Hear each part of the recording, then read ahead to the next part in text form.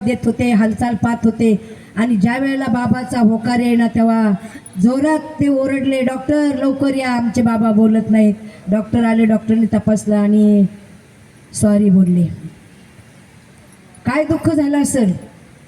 मग आता काय करायचं. नाता बाबा मिसाळ इतके जोर जोर, कारण त्यांचं प्रेमच आगळं वेगळं होतं.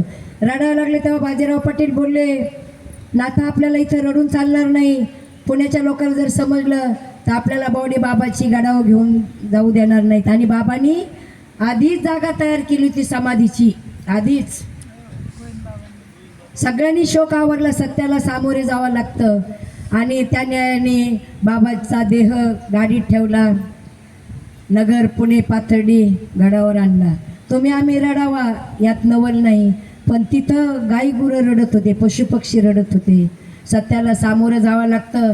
या न्यायाने बाबांची गडावर देह मिरून आणला. भीमशी महाराजांना बोलवण्यात आलं. बाबांची माळ भीमशी महाराजांच्या गळ्यात घातली आणि विधिवत भीमशी महाराजांना गादीचं उत्तराधिकारी बनवलं. वामन भाऊला काहीच माहीत नव्हतं. ज्या वेळेला त्यांना समजलं तेव्हा ते धावत पळत तिथं आले. आणि एवढे वैराग्य वामन भाऊमध्ये होतं, तरी पण वामन भाऊने अशी जोरात टांग्यातून उडी टाकली आणि माझा राजहंस, माझा राजहंस म्हणून ओक्साबोक्षी भाऊ रडत होते. आणि येऊन बाबाच्या देहावर पालथी पडले होते.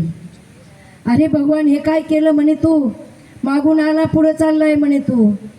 बंकट स्वामी सारखे नाही रडावा. बंकट स्वामी ज्या वेळेला, आता डिटेलमध्ये सांगताच येत नाही हो, ज्या वेळेला भीमशी महाराजांना गादीवर बसते म्हणे मी बसणार नाही. मग काय करायचं, तर बंकट स्वामीची परवानगी आणा. तेव्हा त्यांच्याकडे गेले. त्यावेळेला बाबा आणि बंकट स्वामीमध्ये चर्चा चालायची. भीमसिंग माझा उत्तराधिकारी, ते म्हणायचे माझा उत्तराधिकारी. तेव्हा त्यांच्यामध्ये समेट काय झाला, जो आधी जाईल त्याचा उत्तराधिकारी भीमसिंग.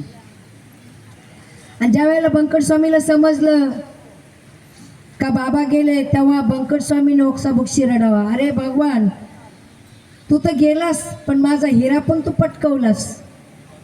या न्यायाने बाबांचा देह मिळवून आणला, समाधी स्थळावर नेऊन ठेवला. आता 2च मिनिटात भाऊचं थोडं बोलणं एक गरजेचं आहे. आता भाऊंचं पण, भाऊंचे शब्द आहेत ना. भाऊंचा जन्म सावरगाव बोर, त्या ठिकाणी आईचं नाव राईबाई नाही, वडिलाचं नाव तुबाजी पाटील आणि कौतिकाबाई नाही, कौतिकबाई नंतर सांगते. यांच्या पोटी तुलाजी पाटील सोनवणे यांच्या पोटी या सोन्याचा जन्म झाला. चमत्कार जीवनामध्ये 39 दिवसाचे भाऊ असताना भाऊच्या आईने ह्या जगाचा निरोप घेतला. जगाच्या इतिहासामध्ये नोंद राहावी अशी नोंद. ज्या वेळेला भाऊची आई गेली त्यावेळेला सगळ्यांना प्रश्न पडला, ह्या 40 दिवसाच्या मुलाला कसं मोठं करायचं, त्याला काय खाऊ पिऊ घालायचंय. पण अशक्य शक्ती आहे, करता तुझं काही नाव अवघड नाही. पांडुरंगाला काहीच अवघड नाही. 60 वर्षाची आबाबाई आजी, तिला पाना फुटला आणि भाऊला लहानाचं मोठं केलं. भाऊ म्हणजे इतके मूर्तिमंत वैराग्याचे पुतळे. बाबाकडं ऐश्वर होतं, भाऊकडं वैराग्य होतं. बाबांना सिद्धी प्राप्त होती आणि भाऊंना वाचासिद्धी प्राप्त होती. भाऊचा शब्द म्हणजे भात्यातून निघलेला बाण. भाऊ बोलायचे, चमत्काराशिवाय कोणी नमस्कार घालत नाही. कितीतरी चमत्कार भाऊचे असे येतं. झाडाची तुटलेली कैरी, ती कैरी बाबांनी पुन्हा झाडाला चिटकवली. कैरी झाडाला चिटकवली. आणि एका गावामध्ये भाऊ गेले होते भिक्षेला आणि ते बोलले, यावर्षी आमच्याकडे नारळी सप्ताही बाजरी द्या. लोक म्हटले, बाबा भाऊ आम्ही पुढच्या वर्षी बाजरी देऊ. भाऊ बोलले, पुढच्या वर्षी पिकल तर ना. ते मागच्या वर्षी मी ऐकलं नारळी सप्त्यामध्ये त्या गावात अजून बाजरी पिकत नाही. कोटला काळ लोटलाय त्याला.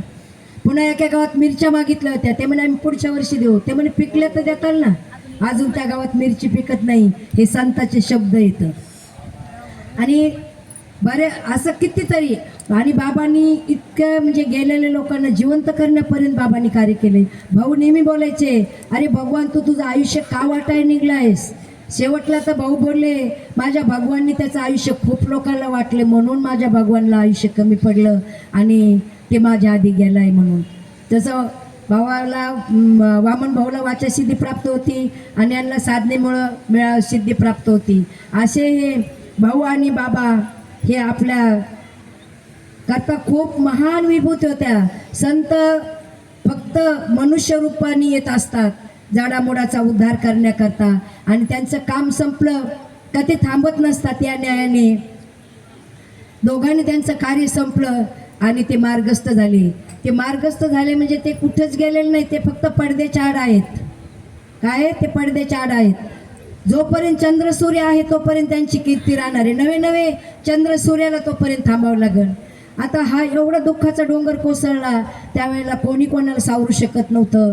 आणि त्यावेळेला एक सुंदर असा अभंग आहे नामदेव महाराजांचा, निवृत्तीनाथ म्हणे करिता समाधान, काही केल्या मन राहत नाही.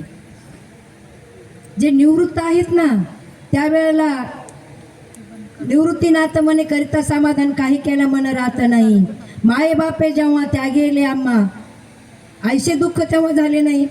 ज्या वेळेला माऊली समाधीस्थ झाले त्यावेळेला निवृत्तीनाथाला एवढं दुःख झालं होतं. बांधल्या पेंडीचा सुटला शाळा, तृण रान माळा पांगलेसी. जशी आपण वाळलेल्या गवताची पेंडी बांधतो आणि तिचा आळा सुटल्याच्या नंतर वारं सुटावा आणि ते जिकडे तिकडे गवत जावा उडावा, अशी साधकाची आणि शिष्यांची अवस्था झाली. सत्याला स्वीकारावं लागतं. त्या न्यायाने सत्य स्वीकारलं आणि बाबांना समाधीस्थ केलं. ओम शांती शांती शांती. ही अशा पद्धतीने भाऊ आणि बाबा मार्गस्थ झाले. तर पण आपल्यातच ते अदृश्य रूपाने पडद्याच्या मागं आहेत. त्यांचे चरित्र आपल्याला सांगते तुम्ही कसं जगावं कसं वागावं. संताच्या विचाराने, संताच्या संगतीने आणि ग्रंथाच्या विचाराने जर तुम्ही जगलात ना, तुमच्या आयुष्यात तुम्हाला कुठलीच गोष्ट कमी पडणार नाही किंवा कुठंच तुम्ही अडणार नाहीत, नडणार नाहीत. म्हणून आज मी जाता जाता एवढं सांगू शकते का संताच्या संगतीत राहा, ग्रंथाच्या विचारात राहा आणि आपण जन्माला आलोत याचं सार्थक करा. आणि एवढं बोलून मी माझ्या वाणीला इथंच पूर्णविराम देते. न्यूनते पुरते अधिकते सरते, करून घ्यावे तुमते विनवी तसे. बालक बोबडा बोले का, वाकुड्या विचका पावली, चोज करुणी माऊली रिजे जेवी. झालेली सेवा माझे सद्गुरू ब्रह्मलीन वेदांतचार्य तुकाराम शास्त्री महामुनी यांच्या चरणी समर्पित करते.